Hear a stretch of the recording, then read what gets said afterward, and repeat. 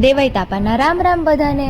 આજ તો ધ્યેયુને દાદીએ અને ડેડુએ રેડી કર્યો અને અમારે જવાનું હતું સરપ્રાઈઝ. તો ધ્યેયુભાઈ રડવા લાગ્યા તો દાદીને થયું કે ધ્યેયુ ભૂખ્યો થયો હશે, તો દાદી જમાડતા હતા તો રડવા લાગ્યો અને દાદી મારી મમ્મા જમાડી દેશે. તો મેં એને ટીવી ચાલુ કરીને જમાડવાનું ચાલુ કર્યું અને પછી અમારે ધ્યેયુને કરવાનો હતો તૈયાર. શેના માટે એ આગળ વિડીયોમાં ખબર પડી જશે. હવે અમે ધ્યેયુને રેડી કરવાનું ચાલુ કરી દીધો અને ધ્યેયુને ખબર પડી ગઈ હતી કે આ લોકો ક્યાંક મને લઈ જવાના છે, એટલે એ ડેડુને મૂકતો જ નહોતો. અને પછી ડેડુએ થોડી વાર ડાન્સ કરી એને રમાડ્યો અને અમે લોકો હવે નીકળવા માટે રેડી.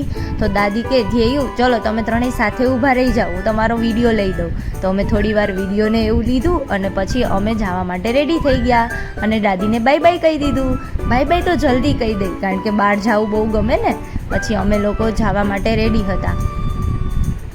ગાડી પર બહાર નીકળીએ એટલે ધ્યેયુભાઈ તો ખુશ અને અમે પહોંચી ગયા છીએ ધ્યેયુના ફોટોશૂટ માટે.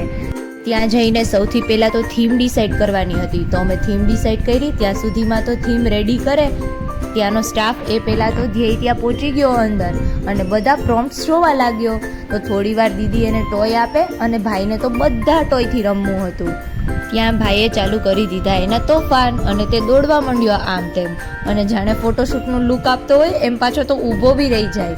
દીદીએ હેર સેટ કર્યા. ત્યાં ધ્યેયુભાઈને ગમી ગઈ હતી એક કાર અને તે કારમાં બેસાડી અને મેં ધ્યેયુને થોડો નાસ્તો કરાવ્યો અને ત્યાં એનું સેટઅપ રેડી હતું. હવે ફોટોશૂટ માટે અમારે હસાવવાની તો જરૂર જ ન પડી, કારણ કે અમારો સ્માઇલી બોય તો પહેલેથી રેડી જ હતો ફોટોશૂટ માટે.